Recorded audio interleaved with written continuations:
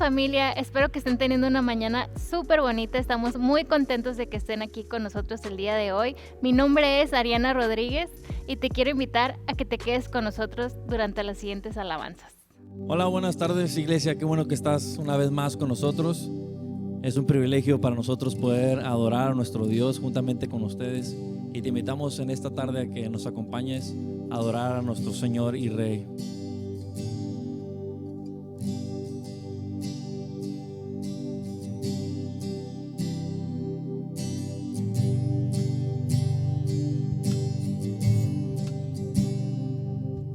Aún siendo así, un pobre pecador, Dios me ama. Siendo imperfecto, aún sin merecerlo, Dios me ama. Si estoy fuerte, si yo estoy de pie, Dios me ama. Si estoy débil, si yo estoy caído, Él no me dejará de amar. Sin tu amor, sin tu perdón, no sé qué sería de mí. Dios me amó tanto que entregó a su Hijo para morir en mi lugar. Dios me ama y su amor es tan grande, incondicional. Dios me ama y siempre está con sus brazos abiertos a mí. Tú nos amas.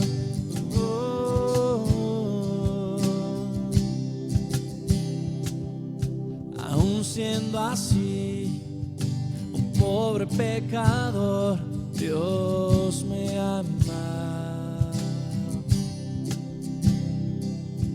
Siendo imperfecto, aún sin merecerlo, Dios me ama.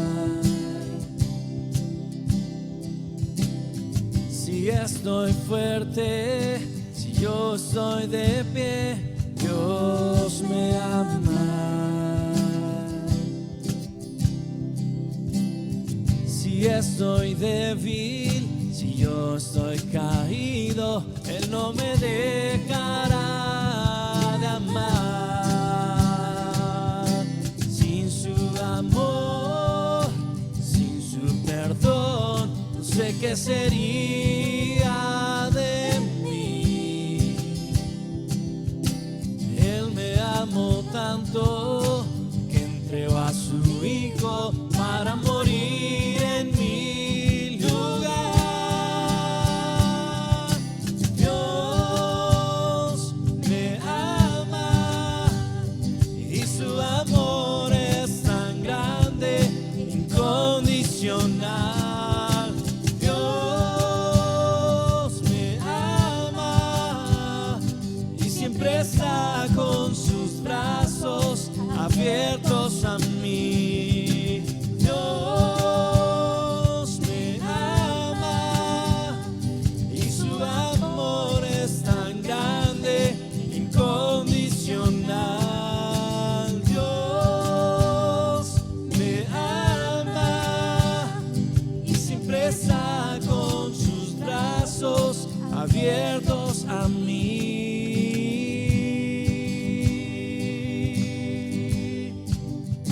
Tú nos amas, Dios,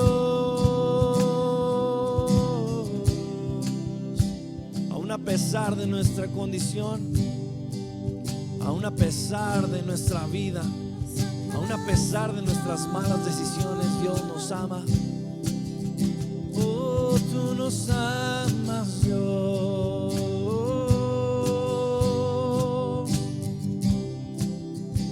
¿por qué no la cantas una vez más? Y le decimos: Dios me ama y su amor es tan grande, incondicional. Dios me ama y siempre está con sus brazos abiertos a mí.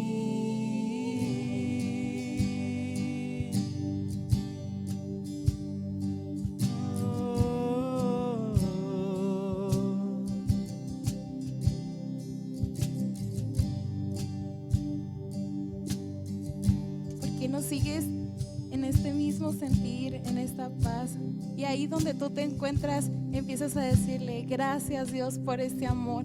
Gracias porque eres hermoso, porque eres maravilloso, porque nunca me dejas de amar. Solo tú nos puedes brindar tanto amor, solo tú nos puedes dar tanta paz, solamente tú nos puedes dar de tu gracia. Eres el único al que hoy adoramos, eres el único al que hoy cantamos y bendecimos tu nombre.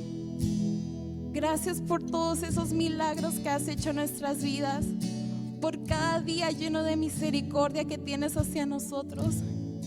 Y hoy en esta mañana te adoramos solo a ti. Tú eres el centro de esto, tú eres el centro de nuestro corazón, el centro de nuestros hogares. Y te pedimos que hoy tú visites cada lugar, cada persona que hoy nos está viendo, que tú los visites.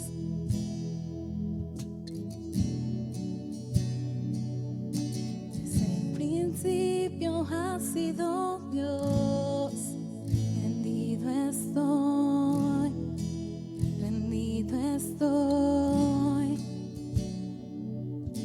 Mi fuerza y aliento eres tú, me encuentro en ti, me encuentro en ti.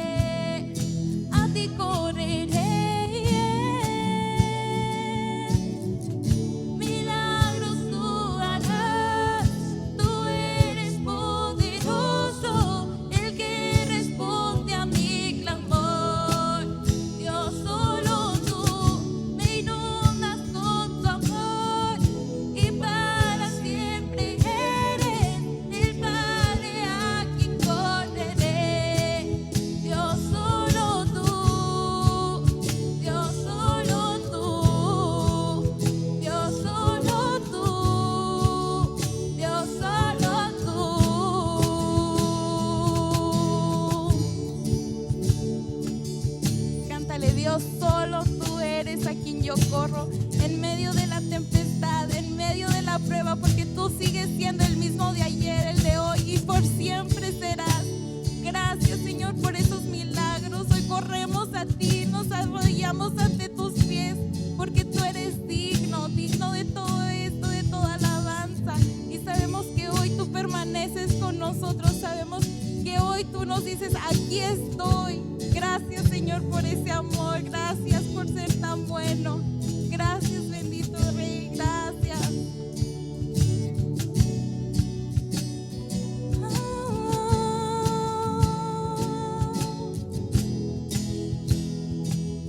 El mismo ayer, eterno Dios, tú nunca fallas, tú nunca cambias. El mismo ayer,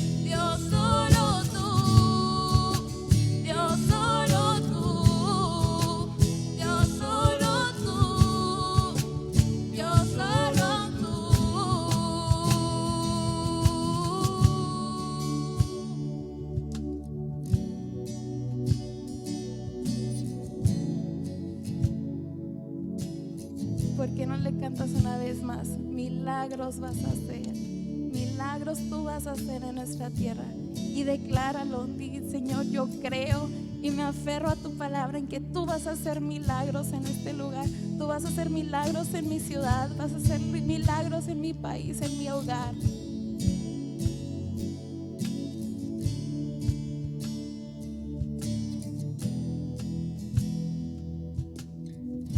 Milagros tú harás, tú eres poderoso, el que responde a mi clamor.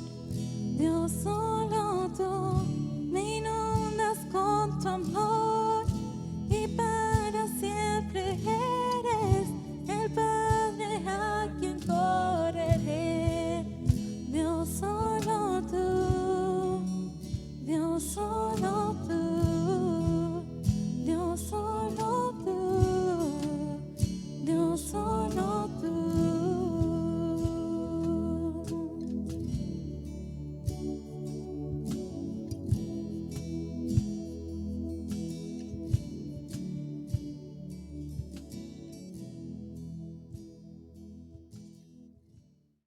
No me asustan los monstruos ni la oscuridad, porque tengo a mi papá. Y aunque no sea exactamente Superman, papi me defenderá. Él me enseña a jugar, a reír y soñar. Siempre a mi lado está. Y aunque el viento sople más de lo normal, no me importa. No me importa. Tengo a mi papá. Wow, qué bonito tiempo de alabanza tuvimos este momento. Gracias por seguir con nosotros. También te quiero invitar que si no has visitado nuestra página de YouTube, vayas corriendo, te suscribas, le des like. Ahí también te empiezan a llegar las notificaciones para que no te pierdas ni un solo de nuestros servicios. Familia, también te quiero invitar a que compartas este video con otras personas. En estos tiempos son momentos en los que son excelentes para empezar a repartir la palabra de Dios con todo aquel que lo necesite. También, si tú tienes alguna necesidad y quieres mandarnos un mensaje, te invito a que en cualquiera de nuestras plataformas nos escribas y nosotros nos vamos a contactar contigo. Ahora sí, familia, llegó el momento más esperado. Espero que ya tengas tu cafecito contigo. Quiero presentar a nuestro pastor, Armando Acosta. Hola, Iglesia Local. Es un placer estar nuevamente con ustedes a través de las redes sociales y estar unidos para aprender un poco más acerca de la palabra de Dios. La semana pasada hablamos de la esperanza viva que nos es dada en el nuevo nacimiento por la resurrección de nuestro Señor Jesucristo. También vimos que recibimos una herencia que es incorruptible, incontaminada e inmarcesible y que está reservada para nosotros. Estudiamos también acerca de la herencia que nos ayuda a alegrarnos en Dios, a pesar de que podamos estar pasando por situaciones muy difíciles, por diferentes tipos de pruebas. Vimos también que la prueba tiene un doble propósito. Nos muestran primeramente la realidad de la fe de uno, nos ayudan a entender el nivel de madurez en el que estamos con respecto a nuestra fe, y a su vez refinan o purifican nuestra fe, así como el fuego se utiliza para separar lo inmundo, lo malo, la escoria de nuestra vida, de lo que es realmente valioso. De hecho, el contexto en el que Pedro escribió esta carta a su pueblo, al pueblo de Dios, era uno en donde existía una gran tensión. Se dice que la carta fue escrita en el intervalo de tiempo transcurrido entre el año 64, que fue el gran incendio de Roma, y el año 68, que fue cuando se generalizó la persecución de los cristianos por el mundo, bajo el gobierno del emperador Nerón. Se dice que Nerón mandó incendiar la ciudad de Roma con el fin de culpar a los cristianos y tener un argumento para iniciar esa persecución a lo largo de todo el reino. La persecución y sufrimiento a que Pedro se refiere en el tiempo cuando fue escrita la carta era principalmente social y religioso, todavía no había llegado a generalizarse la violencia contra los cristianos en todo el imperio.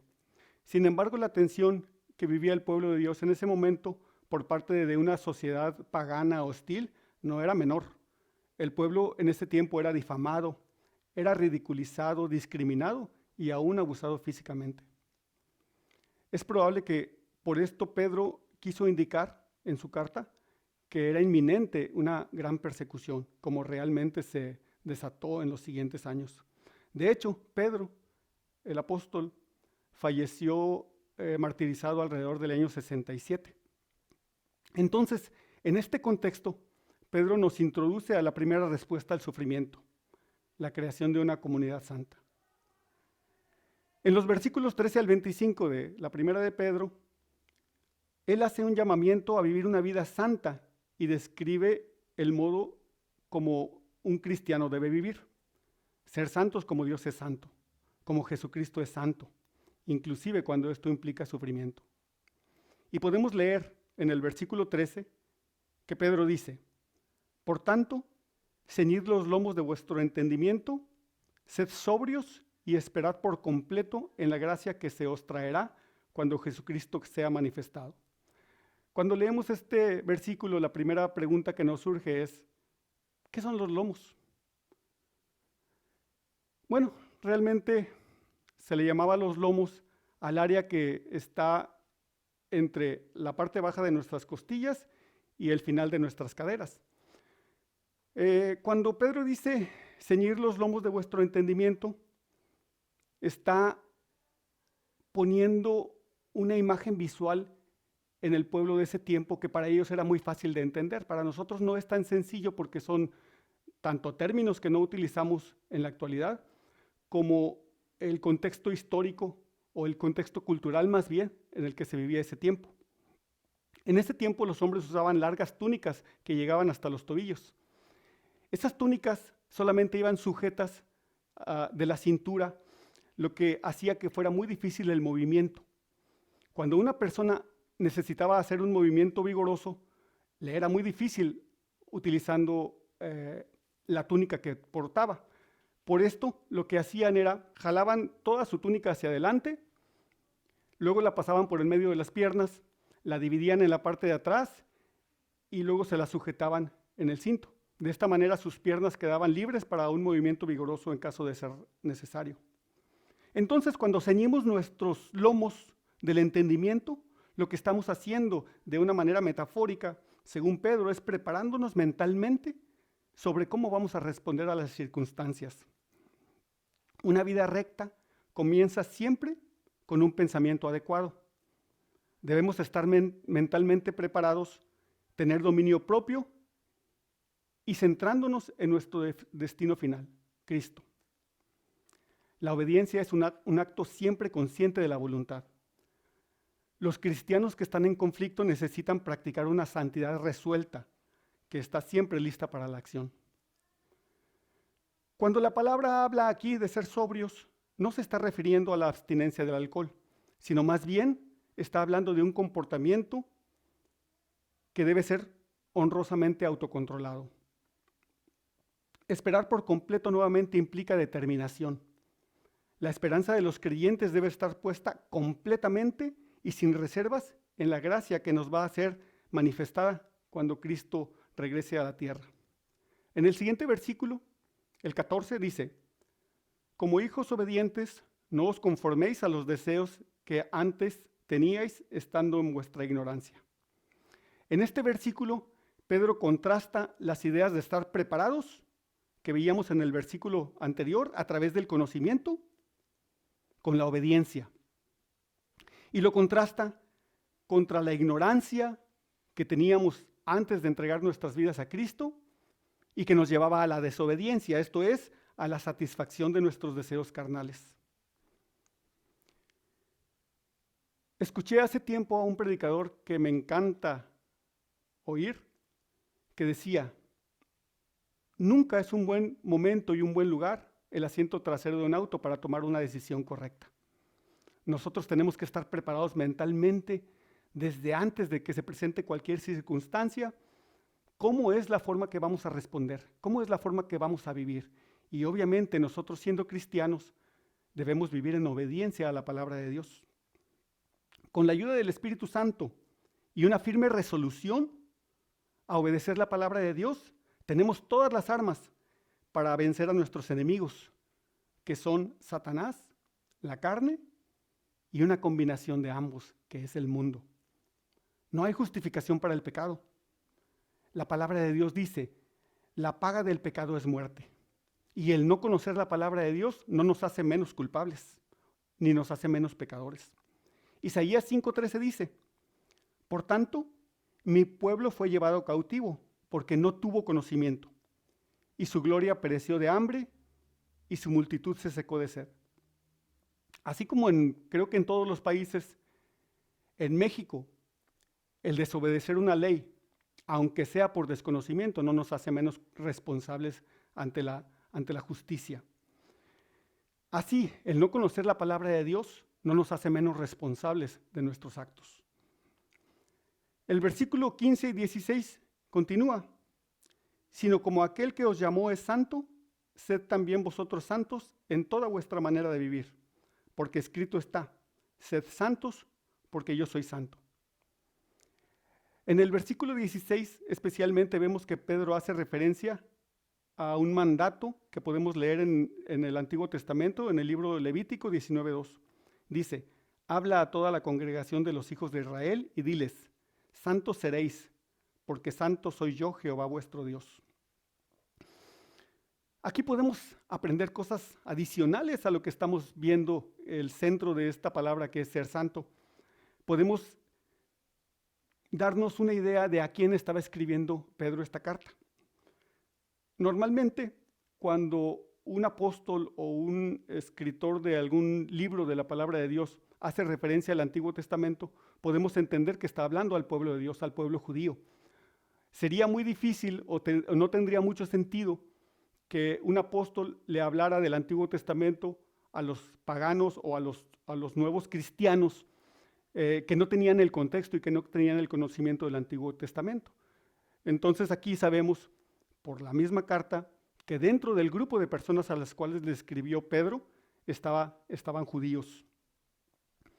El deseo de una conducta santa pesará siempre más que el deseo de ceder a la tentación, a pesar de que pueda traernos un placer efímero o un placer temporal y que pueda evitarnos el dolor a corto plazo. Pedro nos dice que nuestro estilo de vida debe reflejar no la ignorancia de nuestra pasada vida, sino la naturaleza santa de nuestro Padre Celestial. Y a todo esto nos preguntamos, ¿qué significa ser santo?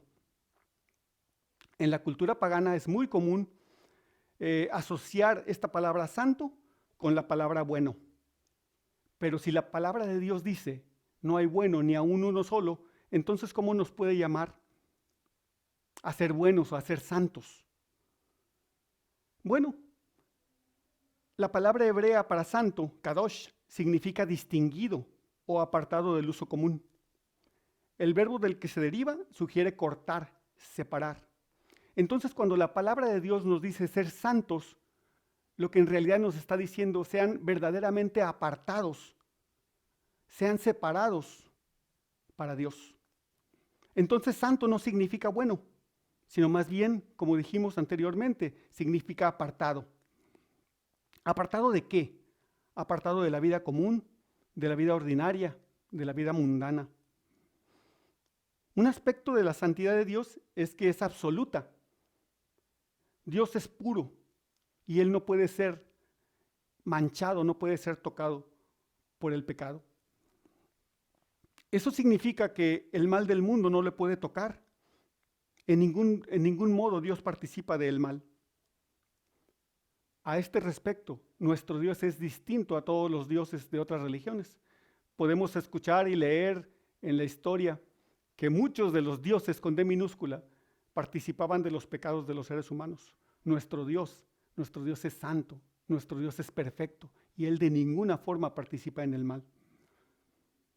La perfección de Dios es el estándar para nuestro carácter moral y la motivación para la práctica de nuestra vida diaria. A este respecto, existen tres etapas de la santificación de un cristiano: la santificación posicional, la santificación experimental o progresiva y la santificación final. ¿Qué es la santificación posicional? Con demasiada frecuencia pasamos por alto el hecho de que con el solo hecho de recibir a Jesucristo como nuestro Salvador, somos declarados, somos llamados santos de manera posicional. Y esto, a través de Cristo, nos garantiza el acceso a nuestro Dios. Si no fuéramos santificados por Él, nosotros no podríamos tener ninguna forma de acceder a nuestro Padre Celestial. Vemos lo que dice 1 Corintios 6:11. Y esto erais algunos, mas ya habéis sido lavados, ya habéis sido santificados, ya habéis sido justificados en el nombre del Señor Jesús y por el Espíritu de nuestro Dios. Si estudiamos con cuidado la carta de 1 Corintios que escribió Pablo, nos daremos cuenta de los problemas que vivía esa iglesia en ese tiempo. Había pleitos entre cristianos en los tribunales civiles, había divisiones dentro de la iglesia e inclusive estaba viviéndose incesto allí. A esta iglesia Pablo le recuerda que ya han sido santificados. Sin embargo, evidentemente indicaba la más importante de todas las clasificaciones, la que resulta de la posición de todo creyente al entrar en la nueva creación mediante su unión con Cristo y la participación de todo cuanto Cristo es. En la santificación posicional, nosotros no tenemos absolutamente nada que ver. Esta es una obra que Dios, a través del sacrificio de Jesucristo, hace en nuestra vida. Si no fuera por esto, nosotros no tendríamos manera de acceder a Dios de ninguna forma. Pero no solamente eso, Dios nos llama también a vivir una santificación progresiva, que también se le llama santificación experimental. Es la que el poder del Espíritu Santo va haciendo sobre nuestras vidas, dándonos fuerza, dándonos cada vez más poder para vencer el pecado en nuestras vidas. La santificación progresiva o experimental se ha dicho que es la voluntad de Dios para cada creyente, y esto es razonable, que nosotros no nos quedemos solamente con la santificación posicional, sino que vayamos a través de nuestra vida y de nuestra experiencia siendo cada vez más apartados para vivir una vida santa, una vida apartada, una vida que se aleje de lo ordinario. La santificación es un proceso mediante el cual nuestra condición moral entra en conformidad con nuestro estatus legal. Esto es, yo he sido santificado posicionalmente, pero en la práctica mi vida deja mucho que desear. A través de la obra del Espíritu Santo y de nuestra obediencia se va alineando cada vez nuestra santificación a la que Dios nos ha otorgado. ¿Cuándo llegaremos a ser perfectamente alineados? Nunca en esta vida. Para eso, esto requiere que pongamos en línea nuestra voluntad con la del Espíritu Santo. Primera de Tesalonicenses 4, 3 y 5 dice: pues la voluntad de Dios es vuestra santificación, que os apartéis de fornicación, que cada uno de vosotros sepa tener su propia esposa en santidad y honor, no en pasión de concupiscencia, como los gentiles que no conocen a Dios. En nuestro ser habitan dos naturalezas, la naturaleza espiritual y la naturaleza carnal. La que alimentemos va a ser la que va a tener el control de nuestras vidas. La santificación final todavía va a ser obtenida o realizada cuando los cristianos seamos presentados sin mancha delante de la presencia de Dios. La culminación en la madurez del carácter por obra del Espíritu puede ser solamente logrado a través de la tercera persona en la santificación final. Primera de Juan 3, del 2 al 3 dice: amados, ahora somos hijos de Dios y aún no se ha manifestado lo que hemos de ser.